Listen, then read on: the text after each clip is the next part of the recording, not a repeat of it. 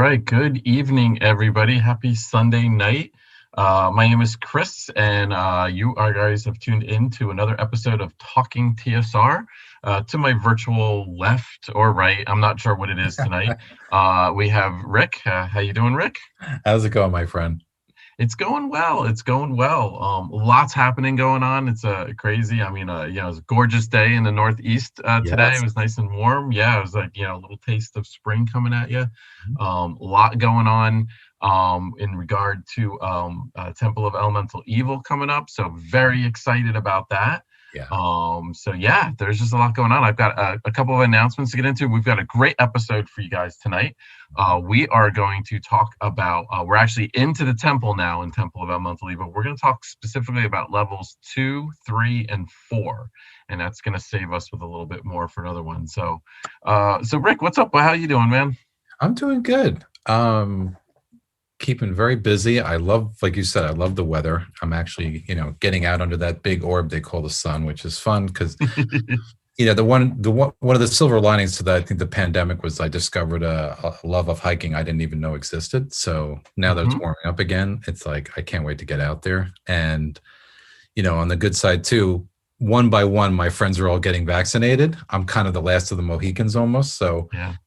I'm looking forward to actually having in-person games. As much as I've learned about Zoom and Roll20 and all this, I want to have folks around the table.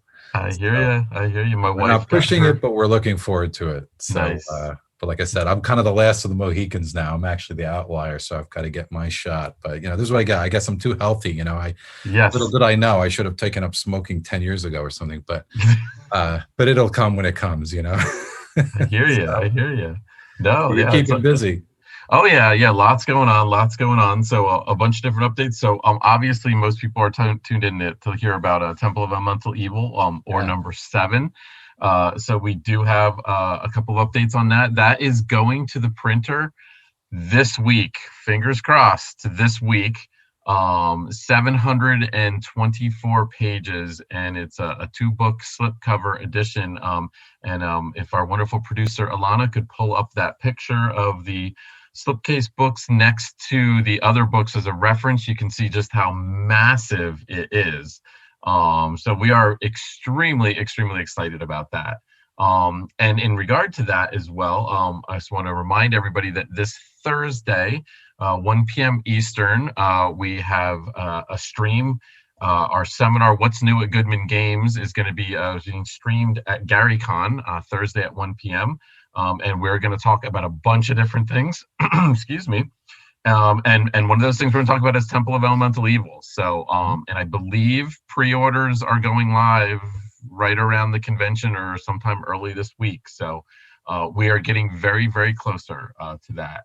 Getting psyched. Yeah, it's great. It's been such a journey. I mean, it's been such a journey. I mean, it's been like doing 2 of these massive books and then some. So that's why it's taking so long. But we're excited that you guys are gonna have it, and I'm hoping that we're gonna have some other exciting announcements too, so that you guys can get the sample a little bit of Temple of Elemental Evil, maybe even before it hits the shelves later on this year. Yeah. So I would be remiss if I didn't mention that our Crypt of the Devil Lich Kickstarter is in its last couple of days. That ends on Thursday as well. We are bearing down very rapidly on $100,000 funding, which is a really big stretch goal. We're actually have some an additional level, so additional material going in the book. So that's very exciting. And hopefully we get a good final push and we make the slipcover on that. So very excited about that. And then last but not least, and I have to do this, but I went to Rutgers University, and they're in the NCAA tournament. They won their first game in 38 years in the tournament, and of course, as luck would have it, they are playing as we speak, and the last I checked in on them, they were actually winning. So if anybody's following along in the chat, if you guys could throw an occasional score in there, I would really appreciate it, because they're up against the 2 seed Houston, and they're a heavy underdog on that. So we might have to wrap this one up early tonight, and I may need to jump off right away. So depending on what the status of that game is. So looking forward to that as well. So So let's have at it. Yeah, Why don't we start with level 2? And Rick, why don't you give me a little thumbnail sketch of what you think about dungeon level 2 at the Temple of cool. Elemental Evil? Yeah, we'll take a level by level. Dungeon level 2 to me, it suffers from a few of the issues of dungeon level 1. There are Mhm. some room stackings, a lot of kind of redundant humanoid rooms, bandit/bandit rooms. So there's, still some of that. But it's an improvement. I was not a huge fan of a lot of the first level. Like I kind of think the dungeon gets better as you drill down. And 2 is an improvement. Now, that being said, it's better, but it's harder. And I think level 2 is where the difficulty curve really goes up in a big way. I think you can kind of get away with having low level groups coming into first, with maybe exception of 1 or 2 rooms going into the first level. But man, if Yeah. they go down that ramp, they know it quickly. Yes. So that's kind of my initial gut impression is, it's better, but it's harder, and it's harder fast. So it's one of those things. It's like the Moat House. We talked about the Moat House too, that anybody that ran the Village of Hamlet knew that if you had a low level party and they tried to do the Moat House in one shot without pulling back and recouping or healing or taking some kind of break, they're probably going to get decimated because it was a lot harder, than you'd expect for a low level thing. And that's absolutely my sense of level 2 is it ramps up the difficulty in a big way. And woe be any characters that take a stairway down a little too early. So I think DMs running it need to be aware of that.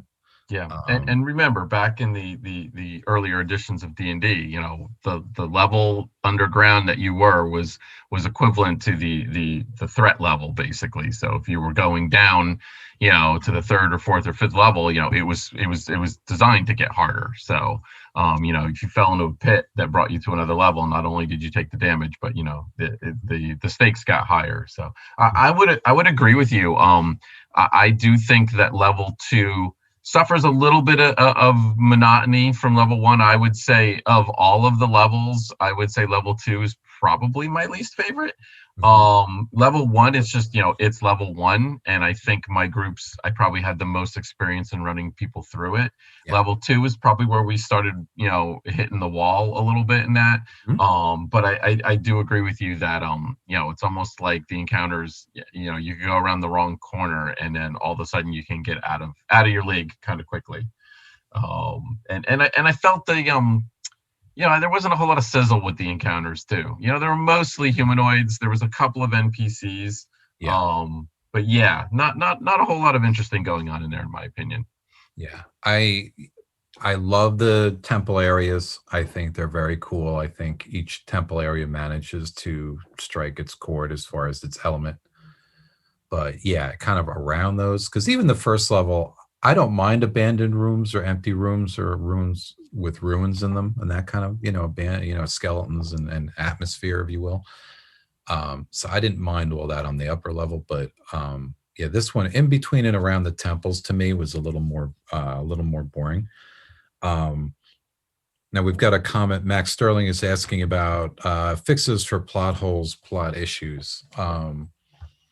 Kind of hard to address, I guess, without knowing exactly what plot holes. I mean, certainly there's some things that become apparent when you're reading this work from start to finish, I think, um, and you can kind of tell in some areas where Gygax didn't write something and, different things changed. Like initially there was an emphasis on Loth that changed later on to Yeah. Zugdemois. So I think generally we've been faithful in keeping things, not trying to change plots or change characters per se.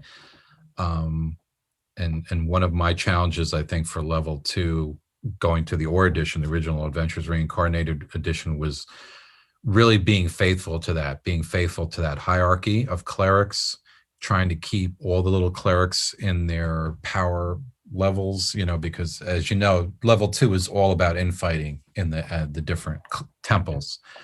And there is a sort of hierarchy where this guy would be one level higher than this guy and this one. And translating it sometimes can be hard because just spell selection, a lot of spells have changed since first edition. Some are no longer exist. Some have changed names. Some are, are cantrips where they were first level and things have moved around.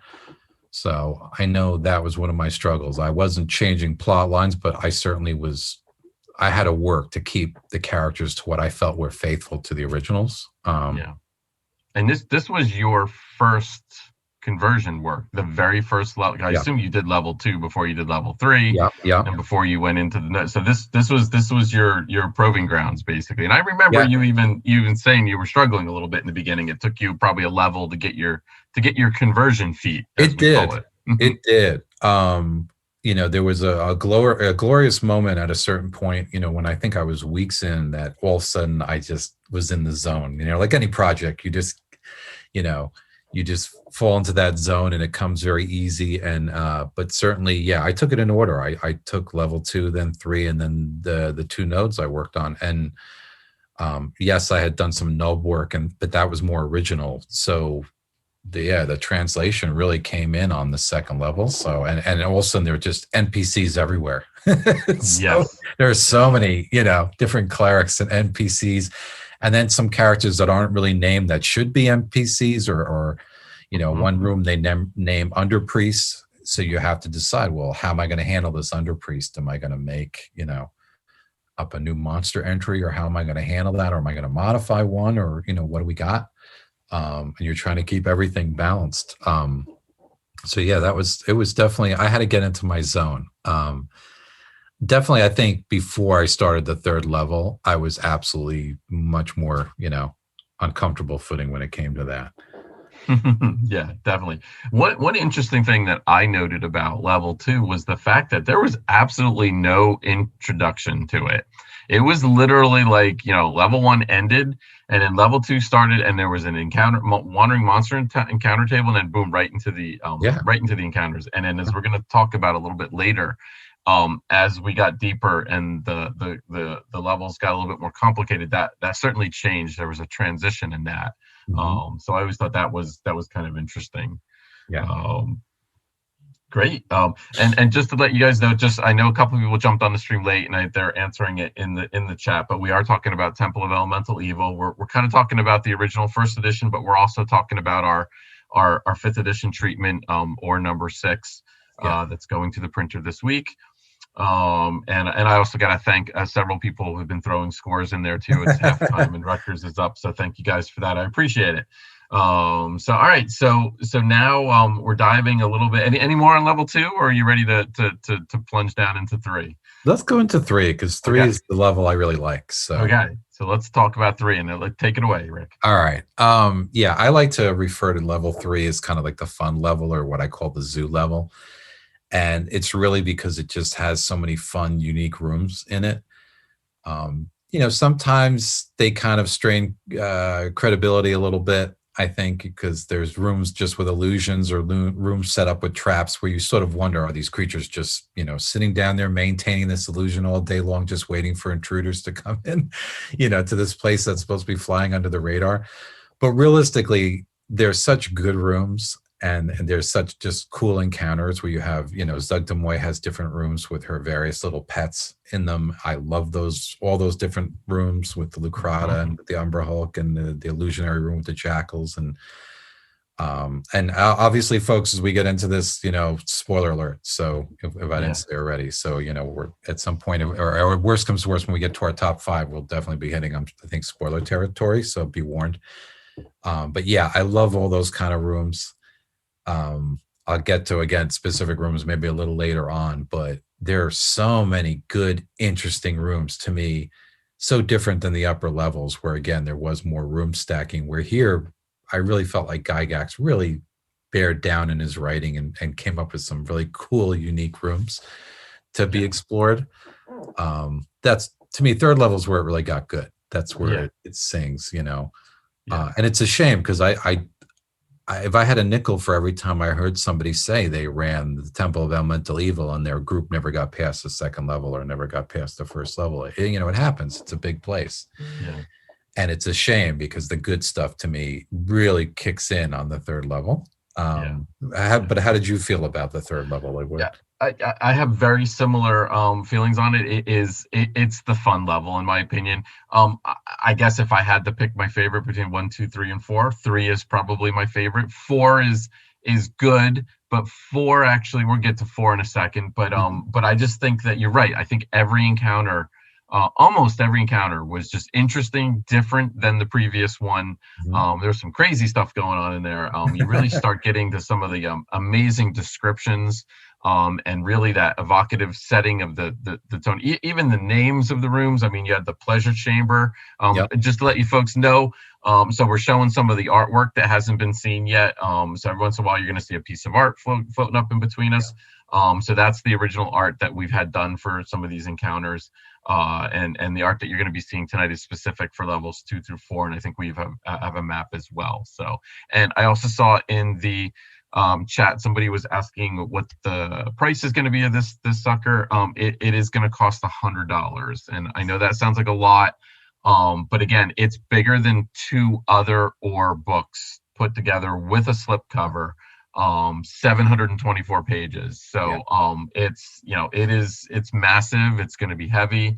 So hopefully everybody's going to like it. So yeah, so back to level 3. So I think that level 3 by far my favorite. I love also the fact that you really kind of have 2 dungeons actually. You've kind of got them separated. And you've got Zugtmoy's prison kind of going on there, and that's and again, that's almost like its separate own little thing going on. It's fascinating. So I really liked I liked that treatment, and I thought that was a kind of a cool idea, to really kind of make it feel like a prison for her. So yeah, I agree. I love that north-south separation in the level. And there's a different feel between the 2 sections too, because really there aren't a lot of creatures in her area, with the exception of, a few of her fungi pets. She's really kind of in there almost by herself. Yep. Even though there's some dangerous rooms, there's a lot of kind of empty but atmospheric rooms, and it really just feels like she's locked up in a series of rooms. And then you have a very kind of busy, other section of dungeon that feels to me very different. So I love that. I mean, again, I think care needs to be taken, because when you're running this, first off, you have to have a knowledge where everything connects. I think the DM really needs to get on the right page with regards to what level goes to where, what ramp leads to what, this little secret stairway goes here, and making sure you understand all the connections, because the characters can easily go down a certain ramp and end up in a different section entirely. So that's something I think, even working on it, I had to refer a lot to the maps to really make sure I was understanding clearly where everything connected. Because I remember back in the day running it and always having to refer back, because I'd get confused, with where the ramps would hook up and such. So word to the wise. But yeah, I agree 100%. I love the sectioning out. And yes, as mentioned in the comments, you're getting a slipcase. So yes. 2 big books in a slipcase, and if you saw the picture earlier, they are big books. So yes, they are big and chunky books. So there's definitely no doubt there. I also saw in the chat somebody, and this is great, guys. You guys are doing a great job with the chat tonight. That as someone was asking for a DCC conversion, and sorry, we can't do that. We don't have that license with Wizards of the Coast. So there will not be a DCC version of Temple of Elemental Evil, sadly. So I would like to kind of tying back into what I was talking about on level 2. So the intro of level 3, you're starting to see things get a little bit more complicated, and there was actually a little bit of there was actually like a page or so, half a page of intro to this level, kind of setting some things up, so you can kind of see that as we're getting deeper into the dungeon, the stakes are getting higher. There's a little bit more going on, as far as like movement of the NPCs and whatnot, a little bit more of an ecosystem, I guess I would call it, of the dungeon. So I thought that was a phenomenal, that we got a little bit of that. So I just level 3, I think I could have, we're gonna go jump into our top 5 later on. I think I could have easily done a top 5 for level 3, and actually Rick and I were talking about this before. We were like, well, we should do a top 5 for each level, and then we're like, wow, that's the whole episode and then some. Because there's so many good rooms I could easily name 5 from the 3rd level, but time constraints, we're gonna keep it lean and mean. But yeah, you're right. And, there's so many power groups in the temple. And when you get, I think, pretty much when the characters start exploring the third level is when it becomes a little clearer, to the characters, I think, what the hierarchy is, and they start meeting even the groups that are just dressed in black, the sort of more Hmm. troops that report to a higher authority downstairs. Because there's something like 6 or 7 really competing groups when you distill them all out. It's not even Hmm. just the 4 elements you really have. And then there's some NPCs that they never really define who they report to. Yeah. There's a couple, on the third level in particular, there's a couple kind of floating NPCs that are off in a little lair over to the west, and they don't, like, for instance, those folks, they don't mention exactly who they report to. It's kind of like the evil traders in Hamlet. They never really are clear about who the traders report to, except the fact that they report back to the temple, as far as I remember. Yep. So it gets interesting. I think the players really start getting a sense of how active things are, of the stakes going up. Again, certainly the difficulty. Now the difficulty really goes up, because once you go down into the third level, now you're completely, to me, out of low level. There's no pretense of being low level, because now, you can run into ogres, you can run into multiple trolls, you can run into a hill giant or two. It's any character going down there who's second or third level, woe is them, because Yeah. the stakes are absolutely raised, and they start getting into battle plans a little more too, and like you said, Hmm. intros where you get to say, there's a little more guidance. I wish they had done that for level 2. I think in this day and age, if this was done brand new and written from scratch, not a translation as we're doing, but something that had been, like, somebody had come up with it today, maybe they would put in a little more help for the DM as far as understanding the hierarchy and how things work and who reports to who and this kind of stuff. Yeah.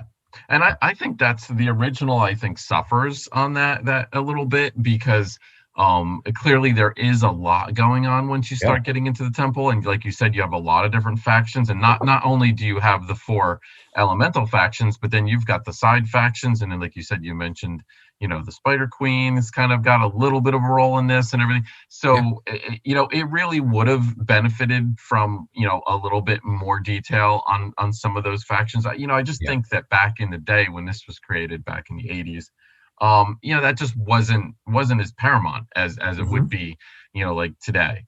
Yeah. So I think if you were approaching a project like this today, I think you would have it a little bit more detailed on who's part of what faction, what are their motives, and I Yeah. think that would get a little bit more detail. But that being said, I mean, the original, I don't think it suffers for it. I think it's just something that it is a lot. It's a daunting product to approach, especially if you're not an experienced dungeon master. Oh, And yeah. and yeah, Absolutely. and I have to admit, when I ran it back in the 80s, yeah, I probably wasn't even cognizant of most of what was going on in Yeah. it. It was just a No, bunch of encounters, in my there's, opinion. like we said, there's so much going on, not just the product of whether it was Gygax or Menser writing certain things, but, or, changes like Loaf, but even, if you're extending it from the giants and from some of the related modules, things like the elder elemental god, that you really kind of expect some appearance and some form of that god in this, and you don't Hmm. really get that, not in the way you got it in G1 to 3, Yeah. or the Descent, kind of that whole series. So yeah, it's very complicated. It's a lot going on, and I remember at a young age that little sort of long exposition, or that long explanation, that kind of Gygax sandwiches in between the original Village of Hamlet. There's Hmm. that long explanation that kind of goes into the what Zug Demoy and the others are trying to do. I used to read that again and again and again to make sure I kind of understood it. And I remember, even though it was like a page and a half long, I always loved that background, because it was one of the only things in the module that really explained what was going on, in the temple. Without that, I think you'd be almost lost a little bit. Yeah. Yeah. And then again, And like you said, it's a product of its time. Back then, modules were written where you had to dig a little bit more as a DM and figure things out. so here's a little interesting behind the curtain look. Yeah, I probably shouldn't even say this, but I will. So that what you're talking about, the interlude between Hamlet and all that, almost got missed.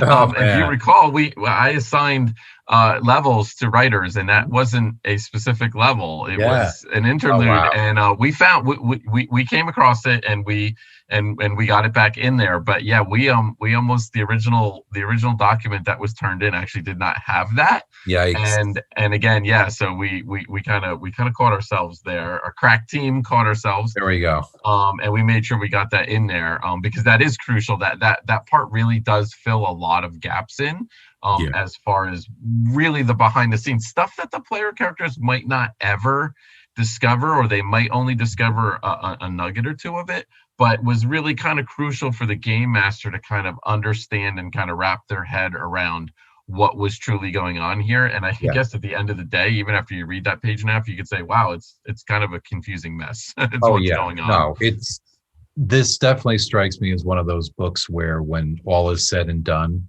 the DM then sits down with the players and does a post-mortem and says, this is Yep. what was really going on. Yes. Because kudos to any players who can figure it all out without that. Yeah. Because I think that's probably impossible. yeah, Exactly. there's just too much going on.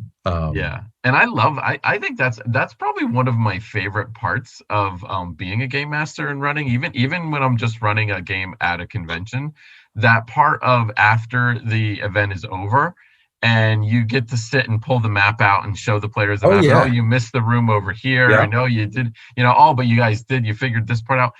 I love that part. And I think the players really love that part. And I almost think that, especially when you're doing these convention games, where you're running a game and then it's ending at 4 o'clock or whatever. I almost feel like you should probably end it at 3:30 and Yeah. give yourself that half-hour time of basically, okay, guys, you played the adventure, and now you can ask whatever questions you want to ask, and Yeah. we'll pull the curtain back. We'll let you know exactly what what we were going for, what we were doing, and everything. And I think that's an enjoyable part. I think at in-person conventions, that was the after the end of the day.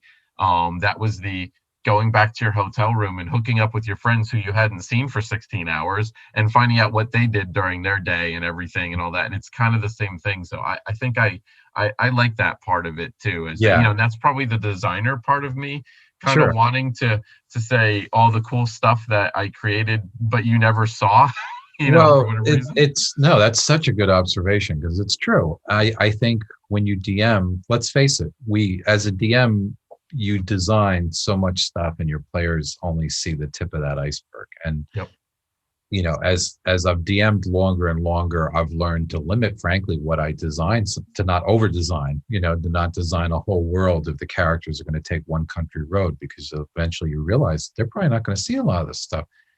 And I'm the same way. I love sharing afterward. I don't always do it, but once in a while I'll grab my players and I'll say, if you would have pulled that lever, there was a magic potion that you missed that was right under that couch cushion you sat on, and kind of almost teasing them with it a little bit. But it's fun because I think, you as the DM too, you want to share, you're not as linked up as the other, the players.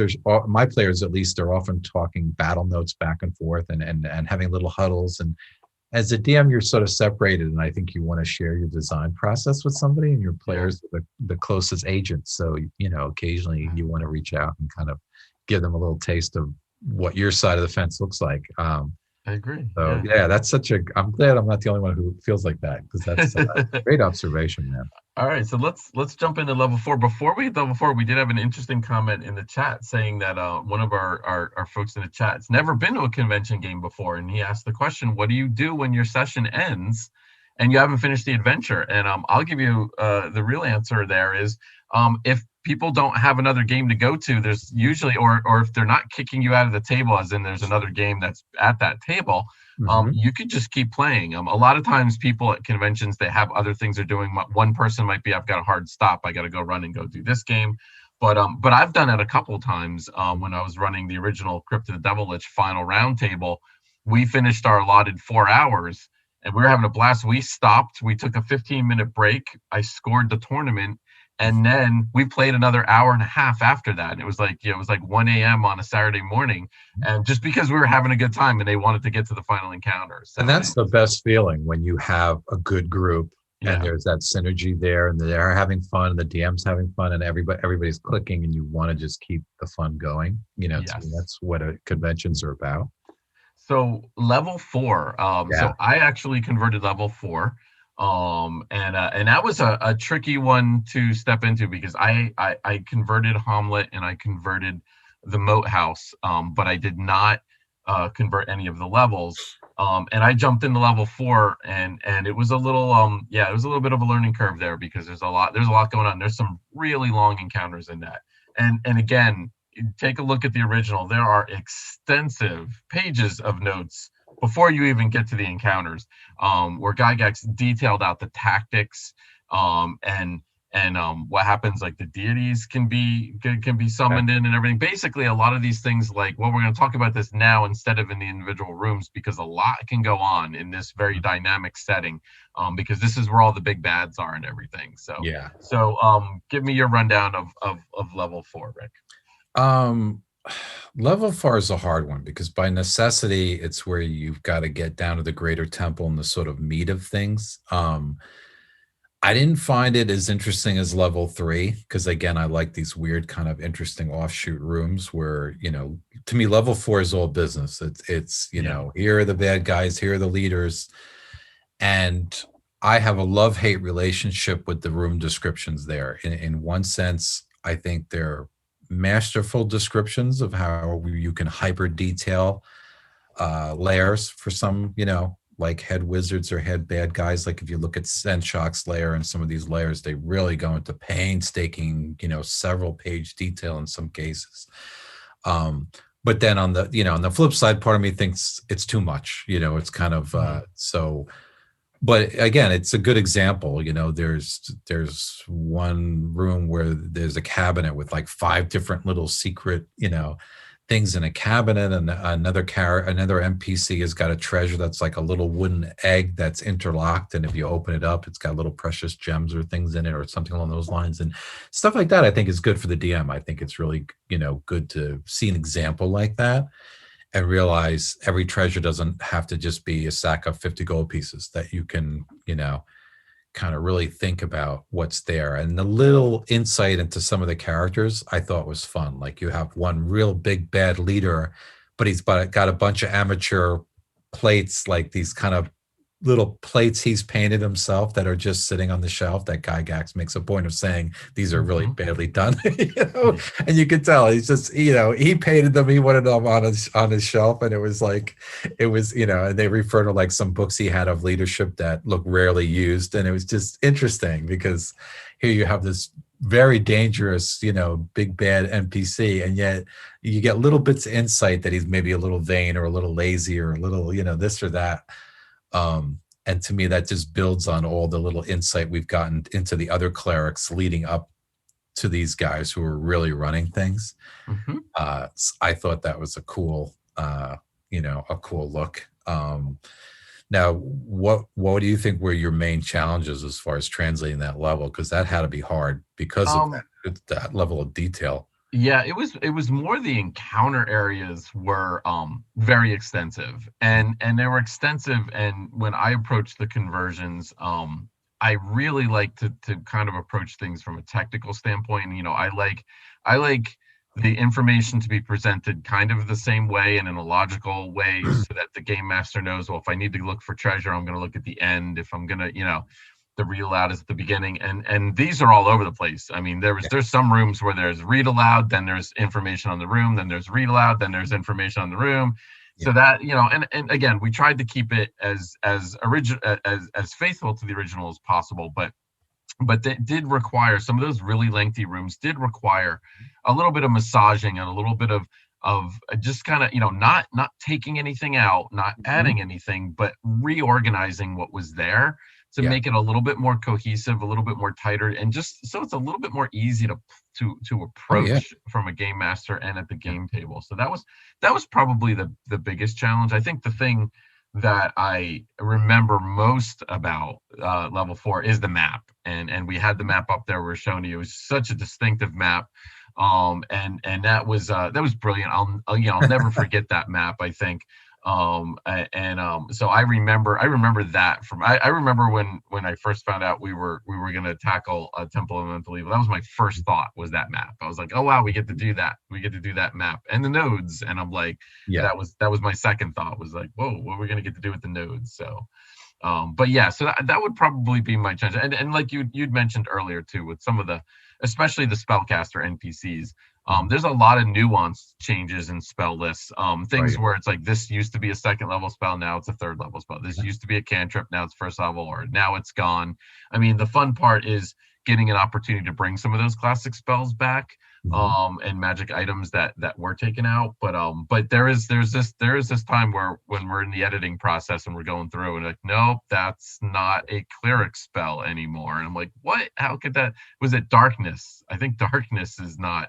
I could be wrong, but I think darkness is not a cleric spell anymore or something. And that was a that Yeah. was a staple, a staple clerical spell for the bad guys, Yeah. back in first edition. So yeah, there's little things like that that just kind of Mhm. keep tripping you up even after you've done this for a while. That's true. Yeah, and magic items too. There was a lot of magic items I found myself translating because they just don't exist in fifth edition. So, Yeah. and again, another layer, another level with a very different feel. Yes. You look at, just like you said, just by looking at the map, if you look at the maps of, level 3, it seems very chaotic. There's rooms kind of spread all over the place. And then you go to the fourth level, and here it's very organized. It's like a flip of it, it literally looks like, you took a print and went like this and opened it Yep. up. It's so symmetrical on both sides. Symmetrical. Yep.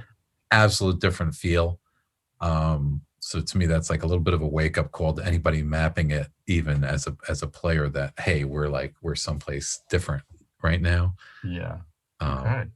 Cool. Well, we're going to get to our top five list here, but I think the first thing we want to talk about is, so when Rick and I come up with these top five lists, we always kind of talk a little bit in broad strokes ahead of time what we're going to do. And we both decided that we were not going to include Area 419, the Greater Temple, yeah. because that would probably have been on both of our lists. Mhm. And we wanted to talk about it a little bit.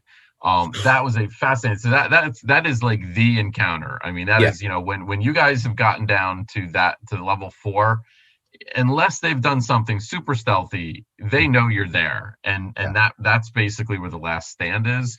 Mhm. That's where all the guards go to, and that's part of that detailed part in the beginning there, where they kind of go through all of those tactics. And these guys, there's even a little chart that shows you where, Yeah. where the trolls were at, where they relocate to, and so we both decided right off the bat we were going to kind of we're going to let room 419 kind of lie, Yeah. because we just figured that was like too classic, Yeah. and we weren't going to do that. But that room, though, I loved the violet fungi. Absolutely. Yeah, that curtain Absolutely. was freaky and amazing Yeah. and disconcerting all at the same time. Yeah. Like, who comes up with a curtain that's made of fungus? I Yeah. mean, like, who I does that?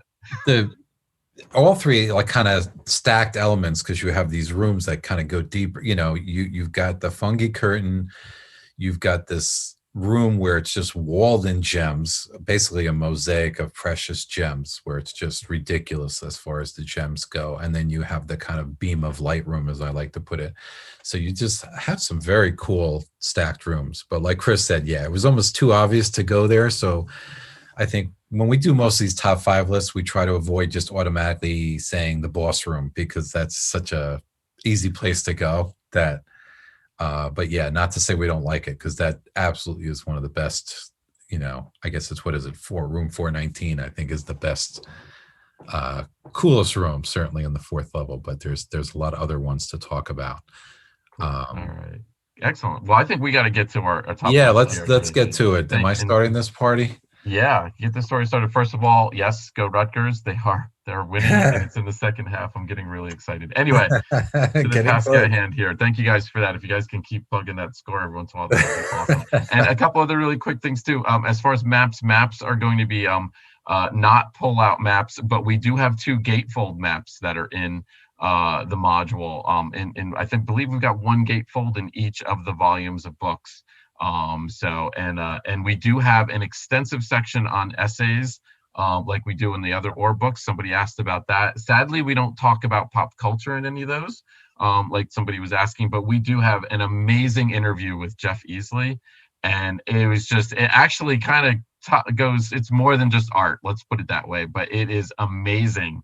And it goes on forever and ever and ever. So anyway, so I just wanted to throw that out there. So let's get to this is our top 5 list of Yes. our favorite encounters from levels 2 to 4 only. 2 to So Rick's 4, gonna yeah. kick it So we're off. not touching the nodes or level 1 or outside of the temple.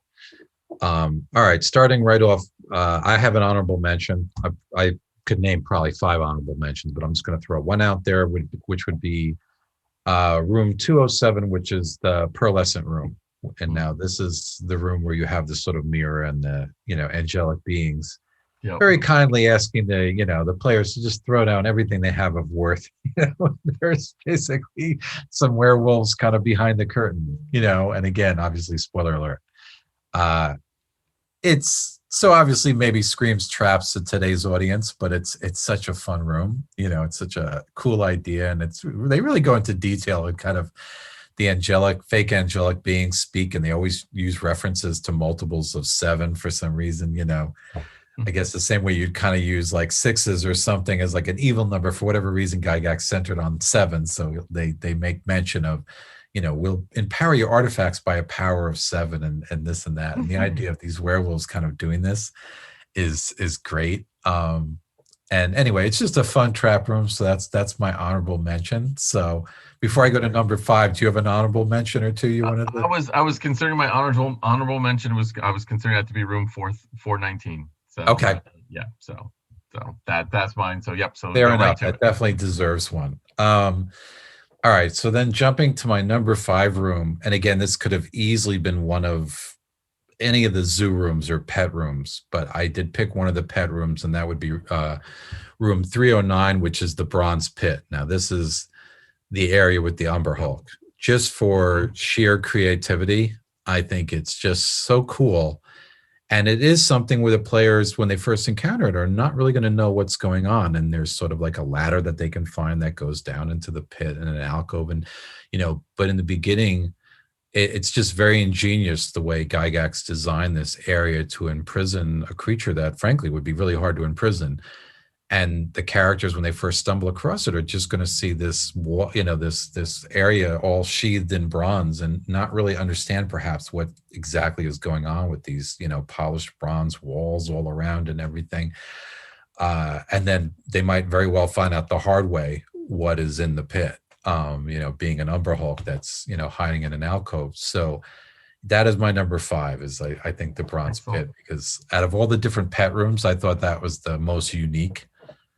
I like them all. I love the Lucrata room. I love a few of the different areas. Don't tip your hand. Don't Yeah. spoil anything that might be coming. But yeah, so that's my number 5. All right. Okay. So my number 5 is area 216, the pool chamber. So this is part of the water temple. You guys know it by now. You guys probably know I'm into all things aquatic. Love the fact that no fire spells work here. Like right off the bat, that's like the first line after the read aloud. Like Gygax is like, fire spells don't work here. Right off the bat, let's establish that. The read aloud section is truly evocative. And again, possibly too long, but evocative. The room centers around a pool, so it just conjures up that image of B1 and the Chamber of Pools. Gotta love that. There's the fake illusionary Triton that uses telepathy to ask you to jump into the pool and save him. And then I love the fact that Gygax just puts a little, and if they don't do that, just cast suggestion on them. Like not explain how that happens, but just, really let's get them to jump into the pool. Because if they jump into the pool, it's acidic and their magic items are destroyed, and the pool actually absorbs whatever the magic ability is. So if you've got like a wand of fireballs, it's like now apparently the pool can cast the fireball, even though fire doesn't work in that room. So that's interesting. So I loved it. And also the pool didn't have its own stat box, which was interesting. I always was fascinated by this when there was some creature in a module, but it didn't have its own official stat box. Like you don't know what its armor class is, but it had 100 hit points. And back then, 100 hit points was like a red Yeah. dragon didn't have 100 hit points. An ancient red dragon had 88 hit points. So for something to have 100 hit points and then in true Gygax classic, his style, he has a list of spells that only do Yeah. something against it. So Yeah. Cone of Cold doesn't do the full damage, but it'll do like, I don't know, one Yeah. die 8 damage to it or something random. Like you just pulled some spells out and said, no, this is just gonna do this time and something. So it just spoke classic to me. Yeah. So that was my number 5. And again, that one probably, thinking about it more now, man, maybe that one should have been higher. But anyway, that's my number 5, and I'm sticking to it. Great choice. Great choice. And I expected that Yeah, of from course. you. Just like I expected the Umber Hulk room from you. Yeah, I think I would have been disappointed because I love when Gygax does that, when he kind of gives the list, because we just spoke in our last show about the Tomb of Horrors, and he does the same thing for a room in the Tomb of Horrors, saying if you, cast this spell, this happens, and this spell, this happens. And going to the original Adventures Reincarnated, I had to think hard about translating that, Mm-hmm. and basically now I had to look at all those spells that Gygax had originally laid out and really think about, you know, what spells I can keep, and then how I can, readjust these different spells that will affect this thing in a similar fashion. So that was kind of part of the, translation, maybe challenge for that room. So yeah, thinking of it, but yeah, great choice. I love it. All right, number 4, and I think this is my outlier room. I don't expect we're going to cross on this one. Is on the 4th level, and some people might kind of just shrug when I say this one, but was room 414, which is basically I think it's just called room, and it's basically a room of hill giants, but Mm-hmm. it's got a druid in it, and she is kind of like shape changed herself via a magic item to approximate a hill giant. And I love the possibilities this room raises, because it goes into a description about how this NPC, who is, good and can help the PCs, how she's impersonating a hill giant, but she's, very cautious. She wants to make sure she sees a party that she feels is tough enough to take on the evil forces, so she has a chance to fight back and escape, etc.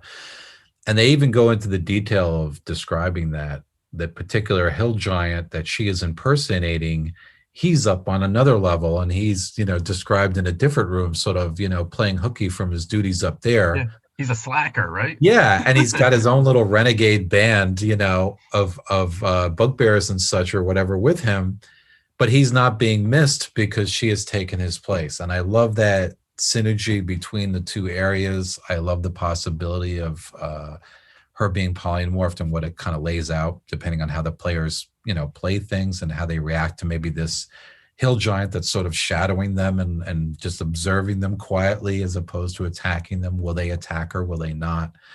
I just think it's a cool, from an encounter perspective, I think it raises a lot of interesting ideas, as opposed to just having a room with 3 hill giants in it. Because we get that too. Yeah, and we definitely get that. But to me, like, this took that and made it so much better. And I've done that in things I've done, where I've had a room full of, gnolls, and I've made one of them a doppelganger, or and I think I've started doing that sometimes based on this room. Kind of inspired me to occasionally put those little twists in. So that's my number 4, is room 414, the hill giant room. Great. Okay. My number 4 is area 311, the Chamber of Statues. Mm-hmm. So lots going on in this room. Again, I love my encounters complicated. It starts off with he introduces the critters, 4 will-o-wisps that are going to move around and basically take advantage of whenever something bad's going to happen, as the PCs move around and check out these statues. And there's 9 different statues. They're all of the classic monsters. There's the Beholder, Dragon. It's a fire giant, Medusa, Rakasha, Manticore, Mummy, Ogre Mage, and so it's interesting that you've got some classic, very tropey monsters, and in each of them has a little bit of something on them. Most of it is bad, but most of it will pick your interest, that you're gonna want to check it out and either trigger it or something. As several of them have cursed items. Some of them have tried. The Beholder has like a trapped scroll. So it's just it's interesting, and I think even the last one has like an urn that's worth like 20,000 gold pieces, which is amazing. It's like, man, if you just find that urn, just beat out of there, get out of that dungeon, and Yeah, you've take won. the urn and run. Yeah, take the urn and run. But it's full, of course, it's full of like dust of sneezing and choking, which back actually in first edition was actually pretty nasty, if I It was. recall. Yeah, so very very interesting. There's the one, one of the best things was the one statue actually had a crossbow speed, but of course it was missing its string. Yeah. So it's like, and then Gygax even threw a couple lines in there. It's like, okay, so Yeah. you got to replace it with an enchanted Mhm. string. You got to cast enchant item on it. So Yeah. it was like potentially a crossbow speed, very powerful item, but you had to still like do something to kind of get the full use out of it. Yeah. So You had to earn it a little bit. you did have to earn it a little bit, even though there was really, the encounter might not have been that complicated. So Mhm. so that's my number 4, the Chamber of Statues. I fully approve. My number 3 is Chamber 311, the Chamber of Statues. Oh, there's our first crossover. We need to have like a Bingo. bell or something like Yeah, that. I know. We do the Ding-a-ling. crossover There we little. go. Because yeah, I love this room. Love it. I've always enjoyed rooms like this where the players have stuff to explore. And yeah, I like this room. I like the fact that there's kind of wheel and woe in this room, and that you can, there's good stuff and there's dangerous stuff. And it's worth mentioning, like you said, with the dust of sneezing and choking, some of the stuff here is very dangerous. Like there is, again, I'll say it for the last time, spoiler alert, there's a cloak of poisonousness here. Mhm. And in first edition, that's about as deadly as it gets. Basically, it's a cloak, and there's no really indication that it's dangerous in any way, shape, or form. I think it just kind of looks like a cloak you want to put on, or maybe it looks like a magical cloak. And then when you put it on, it kills you, no saving throw. That's it. You're done. Mhm. And it's almost grievously, unfairly dangerous. So yeah, and again, this kind of room, I think some people might look and say, well, it strains credibility. But you can always come up with a justification. I think as a DM, you could just easily say it's a room put as a test to test, the loyalty of humanoids, or to test the bravery of humanoids, or whatever, working for the temple. If they know there are valuable items here, would they risk it, or will they not? It could be put there for amusement by the higher ups to maybe tempt other creatures, lower creatures, to exterminate themselves. Anything. There's so many directions you could go, but the important thing is it's a fun room for the players to explore. So yeah, that's my number 3 pick. All right. Chamber, First and it almost crossover. went higher. Chamber of Statues.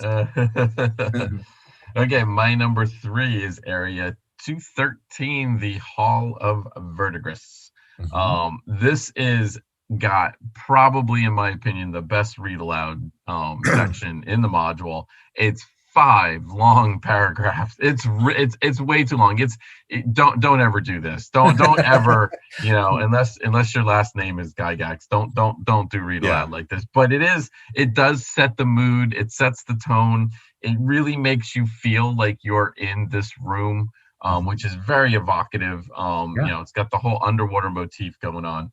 And the detail in this encounter of, like, if you don't follow the sacrifice and ritual methods that are described, the idol will basically animate, and it animates into a juggernaut, and it will start rolling around the room and squashing you, and it does 10 die 10 damage, Yeah. which is an absurd amount of damage. Like, when you're back in first edition, that's 10 to 100 points of damage.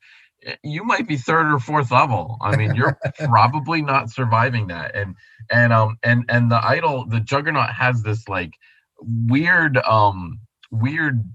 underwater motif going on with it. It's a writhing amorphous agglomeration. These Yeah. are Gygax's words, of fish, eels, and octopi. Yeah. And I remember we had this one, we sent this off to the artists to draw it, and they kind of came back and they said, you want what? It's like we had to clarify it. It's like, is this what you're looking for? And I'm like, no, not really. And it's like, and if you look at the picture in the original module, it's like a horse, and it has nothing to do. The Right. picture of the juggernaut has absolutely nothing to do with the description. So yeah, it's crazy. And then to top it all off, there are gargoyles hanging out like at the tops of the things, but they're not gargoyles. They're zombies wearing gargoyle cloaks, Close, which yeah. basically make them gargoyles. And then the PCs can get those cloaks and they can actually use them and turn into Yeah. gargoyles. But if they leave them on for too long, they actually will turn into gargoyles. A lot going on here. The Mhm. gargoyle thing was just kind of like the icing of the top. It almost probably should have been its own encounter, Mhm. but it was kind of added on here too. So I love this room 213, the Hall of Verdigris. I cannot help but concur. My number two is number 213, the Oh Hall my of God, this is Verdigris. getting terrible. Wow, wow, wow. I'm This going is first going. next time, damn it. Um, I love it. No, it's a great. How can you not include this room? It's Oh, now, and I'll put out as a qualifier.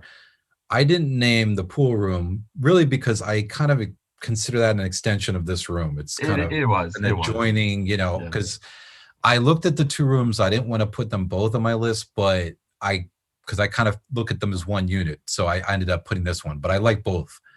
But yeah, this room, just for the Juggernaut alone, and then when you add all the descriptions in, and there's, both rooms have such cool things where there's a curtain. They describe how the curtain looks like it's made out of living seaweed, and it's just Hmm. cunningly woven. And like you said, just the description of the Juggernaut, because like if you dig really deep down into the Juggernaut, monster description at the end, they mention how different juggernauts can, occasionally look different or something. But like you said, they give you a picture of more like a Tomb of Horrors type, Yep. juggernaut that you expect to see just kind of rolling around.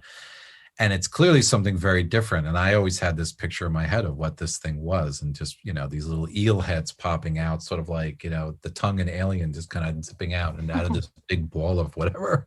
Um, but yeah, just such an evocative room that I think part of it's because of the power structure in the temple. But reading this, even when I was young, I remember thinking that the water temple got the love, compared to the Yeah. fire temple Yeah. and the air temple. The water temple absolutely gets the royal treatment out of all four temples, frankly.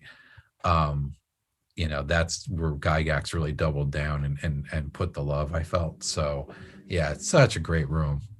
So yeah, my number two, Hall of Wow. Verdigris. Wow. Okay. We're two Well, for two. my number two. Well, I feel like we owe people their money back because I got Area 414, Oh the Druid no, you're room. kidding. Oh, I'm not kidding. I love that I room, did dude. not think we were That gonna room cross is over great, on that. and for all Wow. the reasons you've mentioned, I don't think I can add anything on it. That's so Actually, funny. it was just oh, I know what I can add onto it. That I Yeah. was Throw something in there. the fact that the hill giants mined the one wall so they would have rocks to throw. And I Mhm. thought that was a cool little touch. The fact that you're like, well, they're hill giants. Where do they get their rocks to throw? Well, these guys actually like worked the one side of the wall was all rough hewn because they got their stones or whatever. But no, I love for everything that you mentioned. I love the druid character. The fact that she won't necessarily approach the PCs until Yeah, they yeah. actually kind of prove Yeah, themselves. she's She'll very kind of hang cautious. back and Yeah. let the other giants do the fighting and then maybe approach them and then she insists on actually leaving the temple to give to basically spill her guts. But yeah, so that's amazing. I cannot believe we've crossed over three rooms. I Three feel like we're doing 3 out of everybody a 5. disservice And here. there's a lot of rooms on these 3 levels too, There I don't know is. how many rooms we're talking about here, so that's almost a lot of almost crossover. wonder if we're gonna need to like revisit this. Wow. Yeah, It's see, we should crazy. have done 10. Oh my goodness. Since and That's that's great. I did yeah, not expect we were gonna cross over on that room, so yeah, I didn't think we were going to cross over on that one either, but to wow. be honest with you. So that was my number two. So, oh my God. So we've crossed over three rooms out of Yeah. five. And It now might we be go too to our much to number one. expect anymore, but I'm gonna throw out I might have betrayed this in a previous broadcast. My number one is number 334, the Inky Chamber, the so-called Inky Chamber. And again, this is sort of another one where there's sort of a room in an antechamber because there's sort of a room that, is outside of the Inky Chamber that you approach. There's two adjoining rooms that work together, so I consider them a unit. Um, I love the whole design of this. It's so deliciously evil, where you basically have the forces of evil have purposely set up, an imprisoned paladin covered by an illusion in the hopes that good intruders may destroy him. It's not enough that they've imprisoned him or that they could have killed him, but they have basically set it up trying to trick the forces of good into killing a champion of good. And it's a very devilishly clever room, because when the characters first walk in, they don't even really see a lot of what's going in there, and it's kind of like layers of deception that the characters have to penetrate, where they have to find like an invisible, they have to remove an invisibility situation to find a coffin with a vampire, except it's not a coffin with a vampire, it's something else, and they have to keep digging down. And if characters or players are impulsive, they could really spell for a disaster. And on the flip side, if the characters can get through the room, they can get a wonderful treasure out of it, being the sort of answering. So it's and that's my number one, because I just think it's a cool room. And another room, kind of like the Chamber of Verdigris, where I had to put a lot of work into the translation. And sometimes you can do a couple rooms a night or what have you, but those two rooms, they said, all right, we're setting aside a couple nights for these guys to work on them. But yeah, that's my number one, the Inky Chamber, number 334. All right. And all right, my number one is Area 334, the Inky Chamber. So we actually did it. Wow. I feel like we just 4 out of 5 is that? That is absolutely terrible, actually. That's crazy. But no, again, you mentioned it great. I mean, again, the one line that I think I really, really enjoyed that Gygax was the ghastly jape at the forces of good. Mm-hmm. Basically, the mocking, saying we could have killed him and we could have done something to him, but instead, you know what? We're just going to imprison him, and we're going to put him in stasis, and we're going to throw him down here and throw illusions on him and everything, and maybe somebody good will actually end up killing the good prince. So yeah. But yeah, I mean it's a classic room. I remember when we were going through the conversion, we were talking about it. We actually had a bunch of issues going back and forth with the sword about how we were going to convert that because of some of those inconsistencies that I believe somebody else mentioned earlier in the module. So we did actually address that inconsistency. But yeah, it's again a lot going on.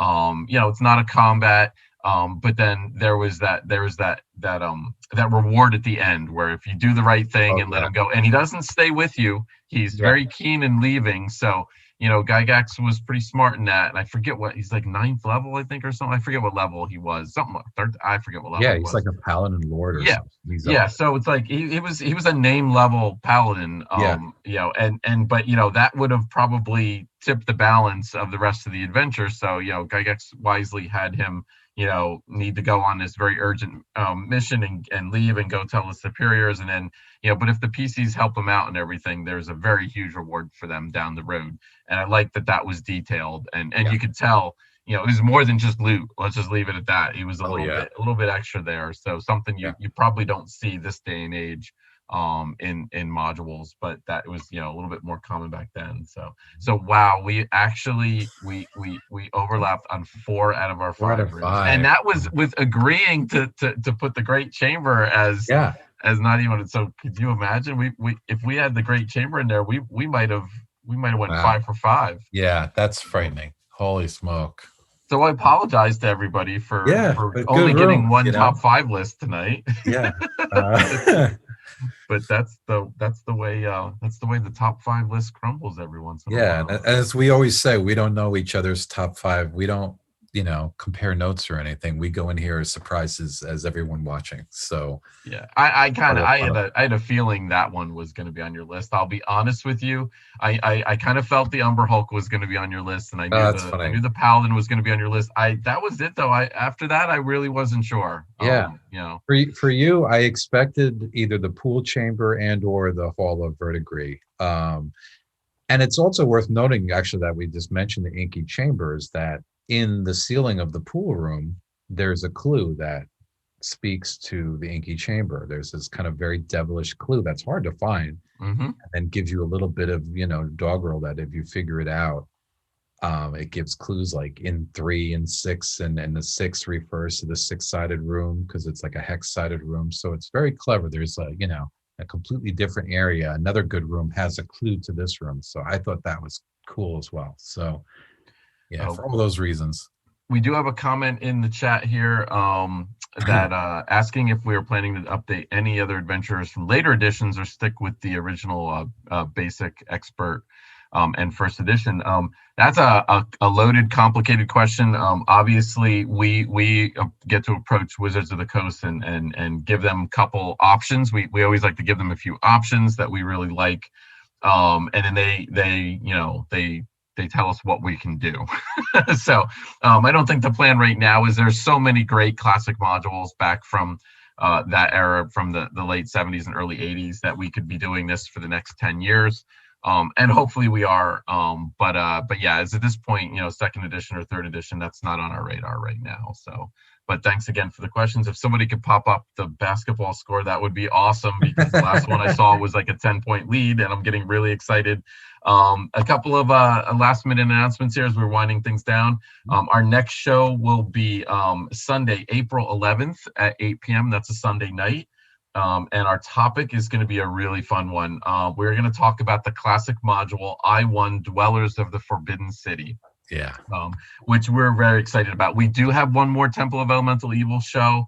We're going to hold off on that a little bit longer before we wrap that all up, but we're going to probably start jumping into some of these other classic modules. Yeah. And talk to those. Because we've got a lot of good books to cover. We do. And we got a lot of other ones that are kind of maybe not as mainstream as on everybody's top 20 list or whatever, but that we do want to discuss too, because those need some love also. Oh yeah, and tell us, folks, if you're watching, or if you're watching later on YouTube, tell us in the comments if you have a favorite module you'd like to see us. We have a few in mind, certainly, but we've got our list that we're kind of generating and chewing through, but let us know, because we'd like to know. You might name something that we haven't thought of, or that we can move it higher on the list. So exactly, suggestions are most welcome. Yeah. And as usual, if you've enjoyed what you've watched, give us a follow here on Twitch, or if you're watching later on YouTube, ring the bell and give us a subscribe. It helps us a lot. I want to remind everybody that we have the What's New at Goodman Games seminar at GaryCon this Thursday, March 25th at 1 p.m. That's going to be streaming on the GaryCon stream. So you're definitely going to want to check that out if you want some information on Temple of Elemental Evil. We're going to talk about that. Rick and I are both going to be on. We're going to actually got a segment dedicated to that. We're going to show some of the artwork off again. So join us for that. And with that, I think we are going to share our pearls of wisdom. And it looks like I am up first this week. I think it's been a while since I've been up first. Yep, and Rutgers is pissing their lead away. So my pearl of wisdom is, and it's funny, this was not where I was going with this, but I decided to go with this as is when you're running an adventure, spend some time at the end of the adventure when everything's all done, going back over with your players and giving them that backstory, pulling that curtain aside a little bit, and to really budget your time, specifically when you're at a convention, budget the time, but even your home game. I think that's the best part. If you plan your session to end right at mealtime, and then you go out and grab a bite with all of your gamers or whatever, with your gang, that's a great time to sit there and just talk about what happened, and kind of get the thing when you're not necessarily at the game table anymore. You're a little bit tired of being at the game table for 6 or 8 hours, or as long as you play for. So that would be my pearl of wisdom, is that part of it, the part that you probably don't get out of a video game, and usually you don't get out of a board game, that interpersonal part of a role-playing game, and what makes it so much fun. So that is my pearl of wisdom for this week. That's a great pearl. I love that, because you just get that fun debriefing afterward, because my group, we'll do that. Or if I go out with the group, a lot of times if we go to a movie, like a superhero movie or something, we like to go hit the diner afterward and talk about what we liked, didn't like. Yeah. Well, do it for D&D. Lots of fun. All right. My pearl of wisdom, hearkening to the stature room that Chris and I both mentioned on our lists, I would encourage the DMs out there to put this kind of room in there. And again, don't worry about straining the credibility. Rooms like this are fun, and they give the characters and the players a break from, just combat after combat or what have you. It kind of instills a little more exploration if you can put a room in there with different types of something for them to explore. When I did my first module way back when of the Scaly God for Goodman Games, I put in a wall of all different stone faces, and different faces had different effects. And if you look at a lot of the other classic modules, like even in Search of the Unknown, in Quasqueton, there's a room with all different pools, and one pool had an illusion, and one pool had boiling water, and one pool had acid, and the players had to kind of investigate each pool. Those rooms, they can be a lot of fun, and it's a great change of pace, and let the players kind of catch their breath in between the real dangerous rooms, and give them a chance to kind of slow down a little bit, investigate, take things at their own pace. So I would encourage you to put those sort of investigative rooms in there, just one per dungeon or one per level. Throw it in there. It's a lot of fun. It's a nice change of pace for your players. Great. Excellent. So with that, I think we're gonna say goodbye to everybody. And we hope to see you guys hopefully at the GaryCon seminar later on this week. And if not, hopefully we'll catch you guys on April 11th for our next episode for Dwellers of the Forbidden City. Rick, until we speak again, have a good one. We have a big shout out. Thank you to Alana, our producer extraordinaire tonight. We had a flawless show. Thank you very much. Thank you. And we will do this all again sometime. Everybody have a great night. Stay safe, folks. Good night. Good night.